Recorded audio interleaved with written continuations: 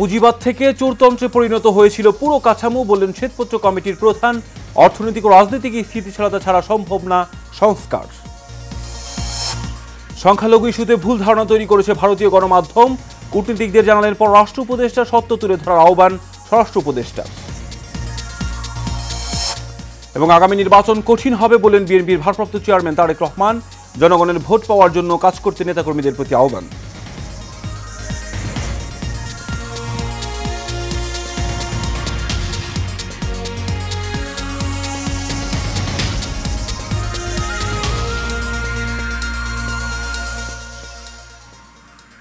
স্বাগত এশিয়ান সকালের সংবাদের সঙ্গে আছি আমি কাউসার আহমেদ। এখন শুনছিলেন বিআরবি কেবল ইন্ডাস্ট্রিজ লিমিটেড সংবাদ শিরোনাম। এবার চলে যাচ্ছি বিস্তারিত সংবাদে।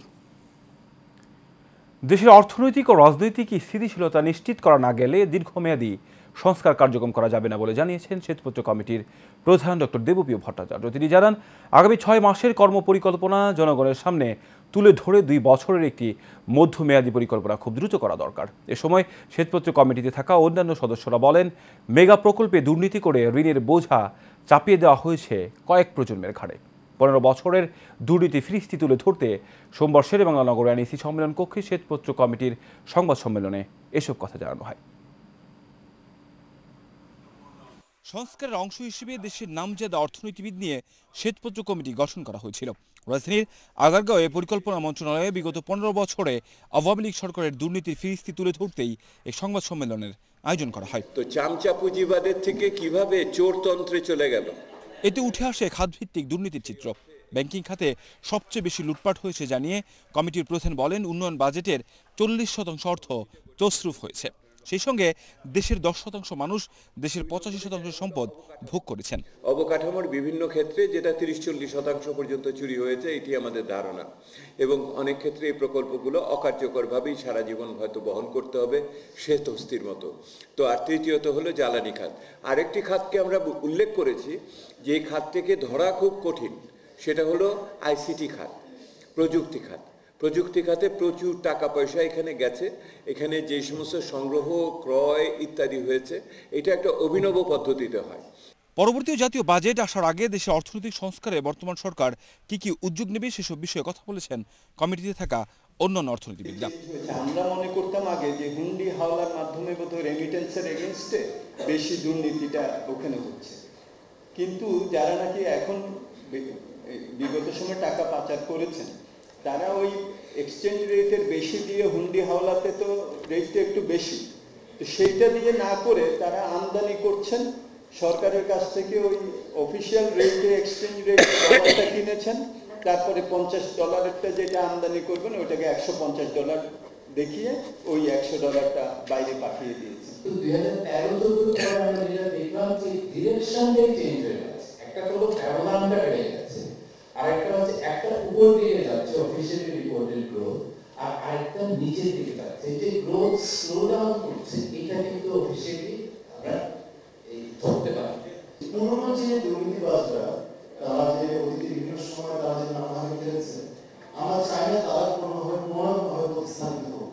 আমার কাছে যেটি মনে হয়েছে যে আমরা যদি উদ্যোগ ভালোভাবে নিতে পারি তাহলে আমাদের এখানে অনেক বেশি পরিমাণে সম্পদ আহরণ করা সম্ভব।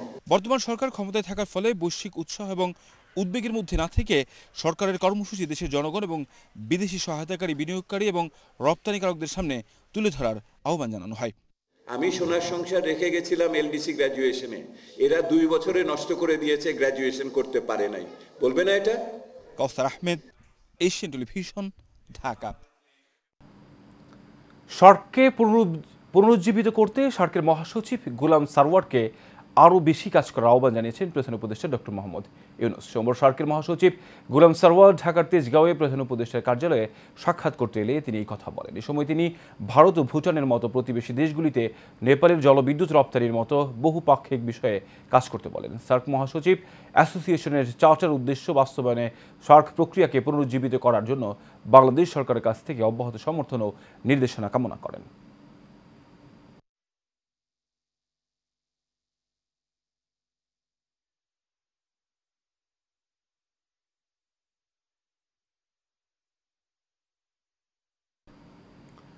ভারতের ত্রিপুরার আগরতলায় বাংলাদেশের সহকারী হাইকমিশন ভবনে হামলা ও ভাঙচুর করেছে বিক্ষুব্ধ ভারতীয়রা। এ ঘটনাকে ভারতের পররাষ্ট্র মন্ত্রণালয় গভীরভাবে দুঃখজনক বলে জানিয়েছে।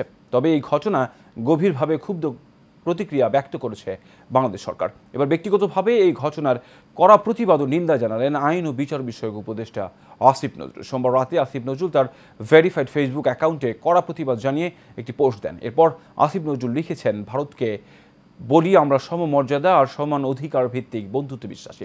শেখ হাসিনার সরকার বিনা ভোটে ক্ষমতায় থাকার লোভে ভারত তোষর নীতিতে বিশ্বাসী ছিল। তবে ভারতকে বুঝতে হবে এটা শেখ হাসিনার বাংলাদেশ নয়। এই বাংলাদেশ স্বাধীন, সার্বভৌম ও আত্মমর্যাদাশীল। এই বাংলাদেশ নির্ভীক একটি তরুণ সম্প্রদায়ের দেশ। কোনো ধরনের সাম্প্রদায়িক কার্যকলাপ বাংলাদেশে চলবে না। কেউ চেষ্টা করলে তা বরদাস্ত করা হবে না বলে স্পষ্ট বার্তা দিলেন পররাষ্ট্র উপদেষ্টা তৌহিদ হোসেন। বাংলাদেশের বিরুদ্ধে একটি বৈশ্বিক ক্যাম্পেইন চলছে বলেও অভিযোগ করেন তিনি। বাংলাদেশ বিষয়ে অপপ্রচার ইস্যুতে সোমবার বিদেশি কূটনীতিকদের পররাষ্ট্র মন্ত্রণালয়ের ব্রিফিং শেষে উপদেষ্টা এই অভিযোগ করেন। পররাষ্ট্র উপদেষ্টা বলেন, বাংলাদেশি হিন্দুদের নিয়ে ভুল ধারণা তৈরি করেছে ভারতীয় গণমাধ্যমের একটি অংশ। কয়েকটি সীমান্ত দিয়ে ভারতীয়দের বাংলাদেশের প্রবেশের চেষ্টাকে উস্কানিমূলক বলে আখ্যা দিয়ে তৌহিদ হোসেন বলেন, পরস্পরের স্বার্থ অক্ষুণ্ণ রেখে ভারতের সাথে স্বাভাবিক সম্পর্ক রাখতে চায় বাংলাদেশ। ভারতের পশ্চিমবঙ্গের মুখ্যমন্ত্রী মমতা বন্দ্যোপাধ্যায় যে বক্তব্য দিয়েছেন সেটা তার রাজনীতির জন্য সঠিক পদক্ষেপ নয় বলেও মন্তব্য করেন পররাষ্ট্র উপদেষ্টা। স্বরাষ্ট্র উপদেষ্টা লেফটেন্যান্ট জেনারেল অবসরপ্রাপ্ত মোহাম্মদ জাহাঙ্গীর আলম চৌধুরী বলেছেন, দেশে কোনো অস্থিতিশীল পরিস্থিতি তৈরি হয়নি। পার্শ্ববর্তী দেশের মিডিয়া মিথ্যাচার ও গুজব রটাচ্ছে। সোমবার রংপুরে শহীদ আবু সাঈদের কবর জিয়ারত ও পরিবারের সাথে সাক্ষাৎ শেষে ইসকন ইস্যু নিয়ে সাংবাদিকদের প্রশ্নের জবাবে এসব কথা বলেন তিনি। স্বরাষ্ট্র উপদেষ্টা বলেন, একমাত্র দেশের সাংবাদিকরাই সত্য ঘটনা প্রকাশ করে ভারতের মিথ্যাচার তুলে ধরতে পারেন। জুলাই আগস্ট আন্দোলন ঘিরে হওয়া ঝালাও মামলার বিষয়ে স্বরাষ্ট্র উপদেষ্টা বলেন, আন্দোলন ঘিরে যারা মিথ্যা মামলা দিচ্ছে তাদেরও আইনের আওতায় আনা হবে। মিথ্যা মামলায় যেন কাউকে শাস্তি পেতে না হয় তা নিশ্চিত করতে একটি কমিটি তৈরি করছি বলেও জানান তিনি। এই যে আপনারা আসামি গ্রেপ্তার হয়েছে এবং এই মামলাটা যত তাড়াতাড়ি সম্ভব আমরা শুনানি শুরু করব এবং অন্যান্য যে আসামিরা ঘুরে বেড়াচ্ছে তাদের যদি আপনারা আইডেন্টিফাই করতে পারেন এবং আমার পুলিশ আইডেন্টিফাই করতে পারে তাদের অবশ্যই আইনের আওতায় নিয়ে আসা হবে। কাউকে কোনো অবস্থায় ছাড় দেওয়া হবে না। আগামী নির্বাচন সহজ হবে না। নেতাকর্মীদের এমন আচরণ করতে হবে যেন আগামী দিনে জনগণ বিএনপিকে ক্ষমতায় নিয়ে আসে, এমন মন্তব্য করেছেন বিএনপির ভারপ্রাপ্ত চেয়ারম্যান তারেক রহমান। বিকেলে ময়মনসিংহ নগরীর টাউন হলে রাষ্ট্র কাঠামো মেরামতে 31 দফা ও জনসম্পৃক্ত বিষয়ে বিএনপির বিভাগীয় প্রশিক্ষণ কর্মশালায় ভার্চুয়ালি যুক্ত হয়ে নেতাকর্মীদের উদ্দেশ্যে মন্তব্য করেন তিনি। প্রতিনিধিদের পাঠানো তথ্য ছবিতে আরও জানাচ্ছেন মন্ডলেনা। জানতাম না স্বৈরাচারের পতন কবে হবে। খুলনা ও ময়মনসিংহ নগরীর টাউন হলে রাষ্ট্র কাঠামো মেরামতে 31 দফা ও জনসম্পৃক্তি বিষয়ে বিএনপির বিভাগীয় এই প্রশিক্ষণ কর্মশালার আয়োজন করা হয়।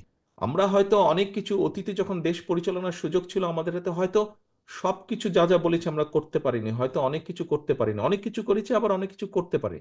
এ সময় তারেক রহমান বলেন, বিএনপি ক্ষমতায় যায়নি, যাবে কিনা তাও জানা নেই। তবে বিএনপির আগামী দিনের ভবিষ্যৎ নির্ভর করছে দলের নেতাকর্মীদের আচরণের উপর। দেশ হচ্ছে দেশের মানুষকে নিয়ে, দেশের মানুষকে, এই যে প্রায় 20 কোটি মানুষ দেশে, এই সকল মানুষের জন্যই এই দেশ, মানুষকে নিয়ে এই দেশ। কাজেই আপনি যদি দেশের জন্য করতে চান, দেশের মানুষের জন্য করতে চান, তাহলে এইগুলো আমাদেরকে নিয়ে যেতে হবে মানুষের কাছে। আমরা এই করতে চাই। তিনি আরো বলেন, রাষ্ট্র কাঠামো মেরামতে 31 দফা শুধু বিএনপির নয়, সব সমমনা রাজনৈতিক দলের, বাংলাদেশের পক্ষের সব গণতান্ত্রিক রাজনৈতিক দলের চিন্তার ফসল এই 31 দফা। এই 31 দফা কিন্তু শুধু যে বিএনপির দফা তা না, আমাদের সাথে সমমনা বা যেভাবেই বলি না কেন আমরা, আমাদের সাথে যে রাজনৈতিক দলগুলো ছিলেন, অর্থাৎ বাংলাদেশের পক্ষের সকল গণতান্ত্রিক দলগুলোর চিন্তার ফসলই হচ্ছে এই 31 দফা। দফাগুলো শুধু 4 দলের ভিতর রেখে দিলে চলবে না, প্রতিটি ঘরে ঘরে পৌঁছে দিতে হবে। উল্লেখ করে তিনি বলেন, এবারের নির্বাচন বাংলাদেশের যে কোনো নির্বাচনের চেয়ে অনেক কঠিন। এমন নির্বাচন দেশের ইতিহাসে আগে কখনো হয়নি বলেও মন্তব্য করেন বিএনপির ভারপ্রাপ্ত চেয়ারম্যান তারেক রহমান। এই 31 দফা আমাদেরকে নিয়ে যেতে হবে, এটার পক্ষে মানুষের সমর্থন আমাদেরকে আদায় করতে হবে। এই কাজটি আপনাদেরকে কষ্ট করে এই কাজটি করতে হবে।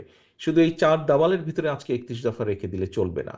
অবশ্যই এখানে জেলা পর্যায়ে যারা নেতৃবৃন্দ আছেন, আপনাদেরকে এখন পরিকল্পনা নিতে হবে কিভাবে আপনারা উপজেলায় করবেন। উপজেলা নেতৃবৃন্দকে সাথে নিয়ে জেলা নেতৃবৃন্দ পরিকল্পনা করবেন কিভাবে আপনারা ইউনিয়ন পর্যায়ে চলে যাবেন। মন্ডলে নাম, এশিয়ান টেলিভিশন, ঢাকা।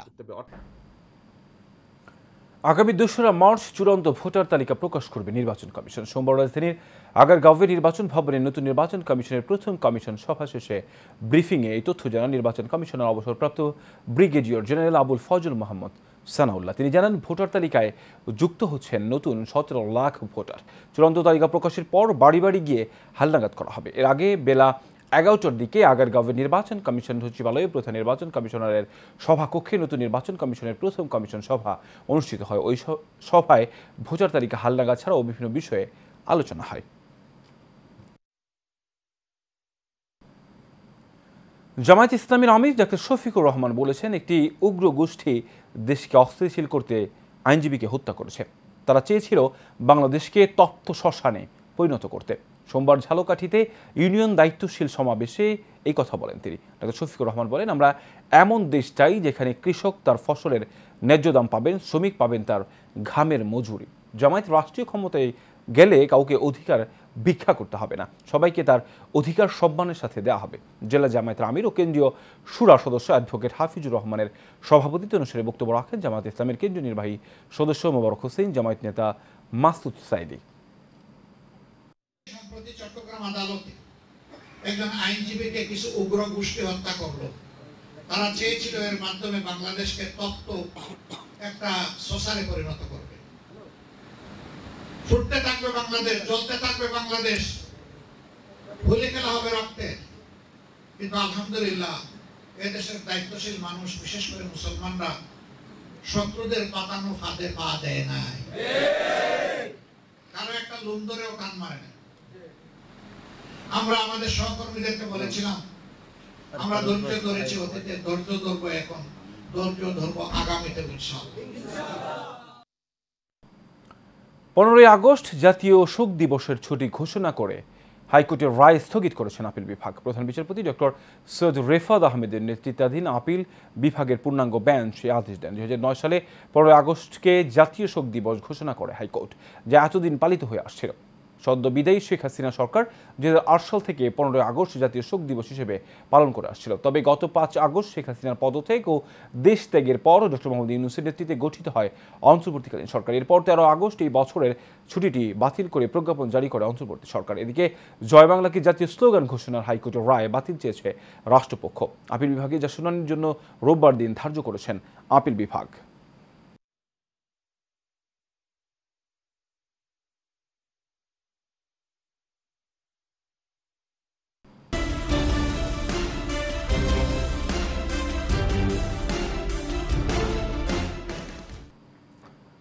চিকিৎসক সংকটে স্বাস্থ্যসেবা ব্যাহত হচ্ছে ঝালকাঠির নলছিটি উপজেলা স্বাস্থ্য কমপ্লেক্সে। সার্জারি চিকিৎসক না থাকায় দীর্ঘদিন বন্ধ রয়েছে অপারেশন থিয়েটার। ব্যবহার না করায় অকেজু হয়ে যাচ্ছে আধুনিক সব যন্ত্রপাতি। এতে ভোগান্তিতে পড়েছেন রোগীরা। নলছিটি প্রতিনিধি ইব্রাহিম খান শাকিলের প্রতিবেদনে বিস্তারিত জানাচ্ছেন আরব ইসলাম হিমু। নলছিটি উপজেলা স্বাস্থ্য কমপ্লেক্স 2008 সনে 31 শয্যা থেকে 50 শয্যায় উন্নীত করা হয়। তবে এখনও সে অনুযায়ী চিকিৎসক সহ জনবল নিয়োগ দেয়া হয়নি। পদ থাকলেও হাসপাতালে নেই কোনো বিশেষজ্ঞ চিকিৎসক। এতে ভোগান্তিতে পৌরসভায় বসবাসকারী 2 লক্ষাধিক মানুষ। আমরা যে চিকিৎসার জন্য আসছি দাঁড়ে দাঁড়ে ঘুরতে হচ্ছে। এমার্জেন্সিতে রোগী আসলে মনে করেন চিকিৎসা না পেয়ে বরিশাল রেফার দিয়ে দেয়। 2 জন থাকা সত্ত্বেও 2টার পর থেকে তাদের কেয়ার পাওয়া যেত না। আজকে সকাল থেকে গেছে, আবার কালকে সকাল 10টায় আবার আসবে। ওই নার্সেরা ওই বিকেলে ওষুধ দিয়ে যায়। মেডিকেল অফিসার নেই কোনো ইউনিয়ন স্বাস্থ্য কমপ্লেক্সে। প্রয়োজনীয় সংখ্যক মেডিকেল অফিসার কর্মরত না থাকায় হাসপাতালের রোগী দেখছেন উপসহকারী কমিউনিটি মেডিকেল অফিসাররা। আমাদের হসপিটালে ডাক্তার সংকট থাকার কারণে আমরা স্বাস্থ্যসেবা দিয়ে যাচ্ছি। বর্তমানে আমাদের ছাত্ররা পোস্ট গ্রাজুয়েশনের জন্য ট্রেনিং আছেন। আমাদের তো গাইনি কনসালটেন্ট নাই এখন বর্তমানে। তার জন্য কোনো কম্পিটিশন অ্যারেঞ্জ করলে সেগুলো আমাদের দেখতে হিমশিম খেতে হচ্ছে। চিকিৎসক সংকটের বিষয়টি জানেন সংশ্লিষ্ট ঊর্ধ্বতন কর্মকর্তারাও। বিধি অনুযায়ী ব্যবস্থা নেয়ার দাবি তাদের। 2 মাস ধরে কর্মরত আছে শুধু একজন ডাক্তারই জরুরি বিভাগ, অন্তর্বিভাগ দুইটাই মানে খুব কষ্ট মানে করে চালাচ্ছে আর কি। 32 জন মেডিকেল অফিসারের পোস্ট আছে, সেখানে মাত্র একজন মেডিকেল অফিসার এখন কাজ করছে এবং 3 জন কনসালটেন্ট আছে, অ্যানেস্থেসিয়া, অর্থোপেডিক্স এবং শিশু। জেলা প্রশাসক বলছেন ইতোমধ্যেই বিষয়টি নিয়ে সংশ্লিষ্ট বিভাগে যোগাযোগ করা হয়েছে। দ্রুতই চিকিৎসক সংকট কেটে যাবে। ডাক্তার স্বল্পতার বিষয়টি আমরা জেনেছি এবং জানার পরে আমরা সিভিল সার্জন মহোদয়ের সাথে বিষয়টা আলাপ করেছি। সিভিল সার্জন মহোদয় জানিয়েছেন ঊর্ধ্বতন কর্তৃপক্ষ এই বিষয়টা আমলে নেবেন এবং দ্রুতই সেখানে ডাক্তার প্রদানের ব্যবস্থা করা হবে বলে আমরা আশাবাদ ব্যক্ত করি। উপজেলাবাসীর দাবি দ্রুত চিকিৎসকের পদশূন্য পূরণ করে স্বাস্থ্যসেবার মান উন্নয়নে গুরুত্ব ভূমিকা দেবে স্বাস্থ্য মন্ত্রণালয়। আরভি ইসলাম হিমু, এশিয়ান টেলিভিশন। ফ্যাসিবাদী হাসিনার হামলা মামলা সহ্য করেও বেগম খালেদা জিয়া দেশ ছেড়ে পালিয়ে যায়নি, কিন্তু শেখ হাসিনা পরিবারের সদস্য নিয়ে পালিয়ে গেছে বলে মন্তব্য করেছেন কেন্দ্রীয় বিএনপির ভাইস চেয়ারম্যান বরকতুল্লাহ ভুলু।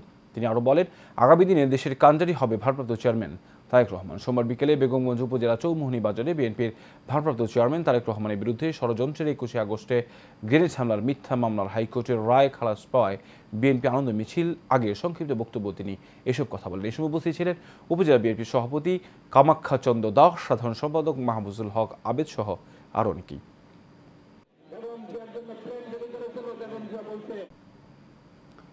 মহাপবিত্র বিশ্ব ওরস শরীফ উপলক্ষে শরীয়তপুর জেলা জাকের পার্টি ও সকল সহযোগী সংগঠনের উদ্যোগে বিভাগীয় দাওয়াতি মাহফিল অনুষ্ঠিত হয়েছে। রবিবার শরীয়তপুর জাজিরা চিএনটি মোড় বালু মাছে এই দাওয়াতি মাহফিল অনুষ্ঠিত হয়। অনুষ্ঠানে প্রধান অতিথি ছিলেন জাকের পার্টির জাতীয় স্থায়ী কমিটির সদস্য ও জাকের পার্টির ছাত্র ফ্রন্টের কেন্দ্রীয় সাধারণ সম্পাদক রবিউল ইসলাম রবি।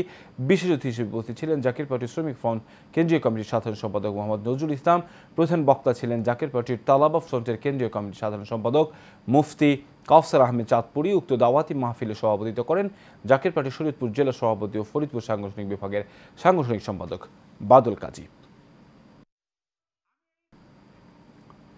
ফেনী নদী থেকে অবৈধভাবে বালু উত্তোলনকারীদের বিরুদ্ধে যৌথ অভিযান চালিয়েছে ভ্রাম্যমাণ আদালত। ফেনী নদী তীরবর্তী ছাগলনাইয়া উপজেলা অংশে অবৈধভাবে বালু উত্তোলন চলছে এমন একটি গোপন সংবাদের ভিত্তিতে বিজিবির সার্বিক তত্ত্বাবধানে ছাগলনাইয়া উপজেলা নির্বাহী অফিসার সুবল চাকমার নেতৃত্বে থানা অফিসার ইনচার্জ মোহাম্মদ নজরুল ইসলাম সহ আইনশৃঙ্খলা বাহিনীর অভিযান পরিচালনা করেন। অভিযানে নদী থেকে বালু উত্তোলনে ব্যবহৃত 37টি ড্রেজার মেশিন জব্দ সহ একজনকে আটক করেছে ভ্রাম্যমাণ আদালত।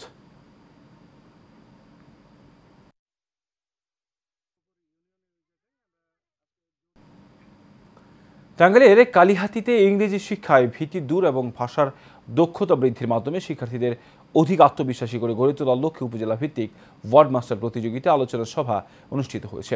শব্দ শিখুন, ভাষা শিখুন এই প্রতিপাদ্যকে সামনে রেখে সোমবার উপজেলা পরিষদ হলরুমে গুড নেইবার্স বাংলাদেশ ঘাচাইল সিডিপিএ অনুষ্ঠানের আয়োজন করেন। উপজেলা মাধ্যমিক শিক্ষা অফিসার এ কে এম আমির হোসেনের সভাপতিত্বে এই সময় স্বাগত বক্তব্য রাখেন গুড নেইবার্স বাংলাদেশ ঘাটাইল সিডিপির ম্যানেজার শারমিন নাসরিন। বিশেষ অতিথি হিসেবে বক্তব্য রাখেন উপজেলা একাডেমিক সুপারভাইজার জুলিয়া আক্তার প্রমুখ।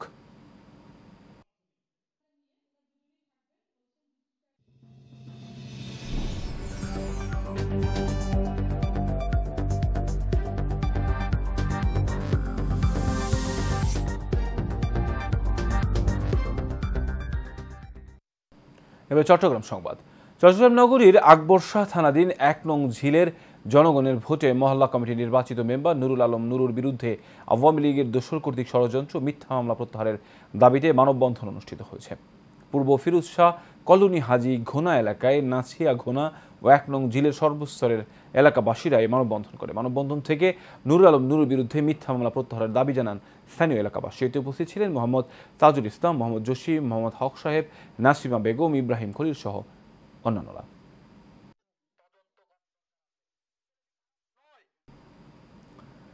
রুচিশীল মানুষের চাহিদার কথা মাথায় রেখেই প্রতি বছরে নেই এবারও আগামী বুধবার থেকে চট্টগ্রামে শুরু হতে যাচ্ছে ফার্নিচার মেলা। সপ্তাহব্যাপী আয়োজিত এই মেলায় ফার্নিচার তৈরির সাথে যুক্ত দেশের বিভিন্ন প্রতিষ্ঠান অংশ নেবে। এতে দেশীয় উৎপাদিত আন্তর্জাতিক মানের বিভিন্ন ফার্নিচার সামগ্রী থাকবে বলে জানান আয়োজকরা। মেলায় এবার 28টি প্রতিষ্ঠান অংশগ্রহণ করবে। সকাল 10টা থেকে রাত 9টা পর্যন্ত নগরীর জিইসি মোড়ে অবস্থিত জিইসি কনভেনশন সেন্টারে এই মেলা সর্বসাধারণের জন্য উন্মুক্ত থাকবে বলে জানান আয়োজকরা। দুপুরে বাংলাদেশ ফার্নিচার শিল্প মালিক সমিতি আয়োজিত সংবাদ সম্মেলনে এই তথ্য জানানো হয়। এতে বক্তব্য রাখেন ফার্নিচার মেলার আহ্বায়ক নুরুল আজম খান।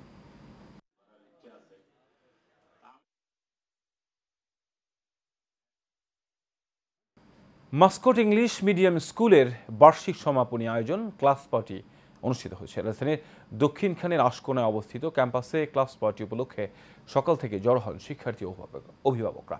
এরপর শুরু হয় শিক্ষার্থী মনোমুগ্ধকর নানান পরিবেশনা। দেশীয় সঙ্গীত, ইংলিশ গান ও মডেলিংয়ে অংশ নেন প্রতিষ্ঠানটির শিক্ষার্থীরা। শিক্ষা প্রতিষ্ঠানের আয়োজনে নিজেদের প্রতিভার স্বাক্ষর রাখতে পেরে আনন্দ প্রকাশ করেন ক্ষুদে শিক্ষার্থীরা। মঞ্চের সামনে বসে সন্তানদের পরিবেশনা উপভোগ করেন অভিভাবকরা।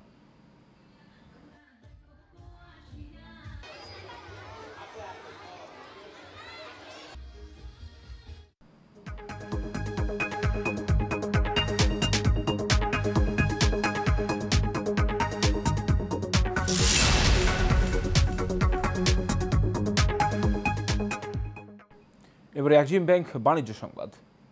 হযরত শাহজালাল আন্তর্জাতিক বিমানবন্দরের তৃতীয় টার্মিনাল সম্ভাবনা ও চ্যালেঞ্জ বিষয়ক গোল টেবিল বৈঠক অনুষ্ঠিত হয়েছে।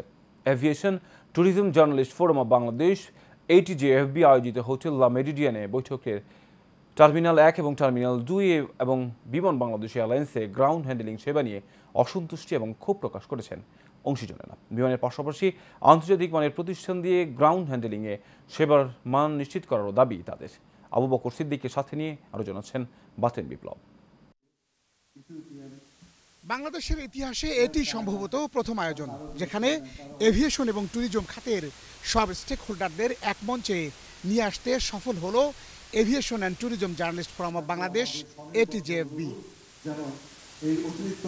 কার্গো থেকে শুরু করে গ্রাউন্ড হ্যান্ডলিং, সারচার্জ, জনবল, অপরিকল্পিত অবকাঠামো, জমি বরাদ্দের নামে জালিয়াতি, প্রকল্পের টাকা বৃদ্ধির নামে স্বেচ্ছাচারিতা, এমনকি নিম্নমানের নির্মাণ সামগ্রী ব্যবহার করে অর্থ লোপাটের অভিযোগের স্তূপ জমতে থাকে রাউন্ড টেবিলের পুরো সময়ে। Airlines should be permitted to choose freely from among the alternatives available and to combine or change its options. First number যেটা হচ্ছে আমাদের যে ওয়্যারহাউসটা আছে cargo warehouse, it was built around more than 20 years back. এই 20 ইয়ার্সে আমাদের export বাড়ছে more than 300%, কিন্তু same এই চার দেয়ালের ওয়্যারহাউসটা এখনো আছে। এই যদি কোনো কিছুই অ্যাড হয়, যেখানে 54 বছরে বিমানের অর্জন যে শূন্যের কোঠায়, সেটিও স্মরণ করিয়ে দেন বিমান পরিচালনা বোর্ডের সাবেক এক সদস্য। পরে যোগ হয় এয়ারলাইন্স অপারেটরদের নানা অভিযোগ ও পরামর্শ। Look at the developments or achievements of civil aviation in Bangladesh. আমি বলবো গত 54 বছরের বাংলাদেশ স্বাধীনতার পর থেকে 54 বছর সিভিল এভিয়েশনের অ্যাচিভমেন্ট ইজ জিরো।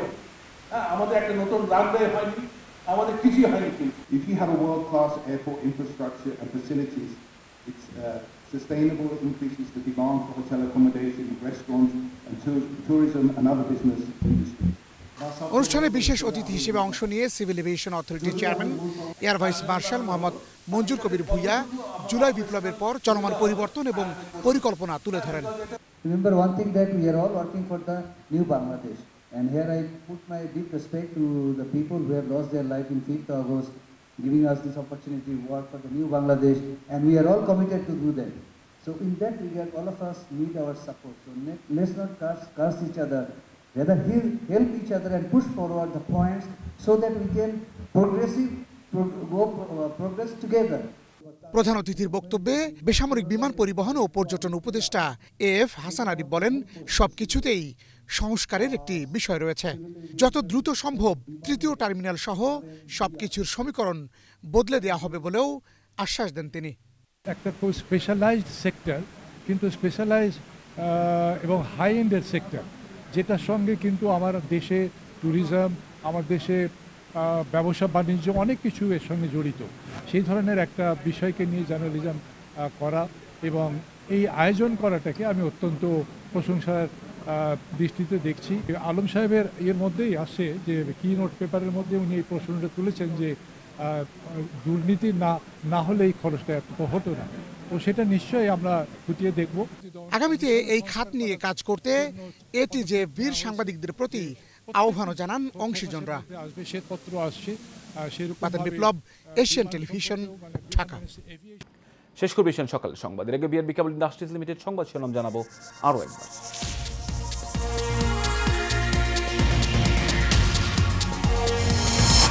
পুঁজিবাদ থেকে চোরতন্ত্রে পরিণত হয়েছিল পুরো কাঠামো, বললেন শ্বেতপত্র কমিটির প্রধান। অর্থনৈতিক ও রাজনৈতিক স্থিতিশীলতা ছাড়া সম্ভব না সংস্কার। সংখ্যালঘু ইস্যুতে ভুল ধারণা তৈরি করেছে ভারতীয় গণমাধ্যম, কূটনীতিকদের জানালেন পররাষ্ট্র উপদেষ্টা। সত্য তুলে ধরার আহ্বান স্বরাষ্ট্র উপদেষ্টা।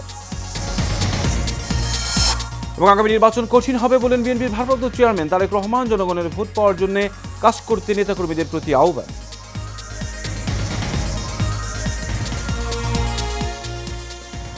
এশিয়ান সকালের সংবাদ এ পর্যন্তই। পরের সংবাদ দেখার আমন্ত্রণ রইল। ধন্যবাদ সবাইকে।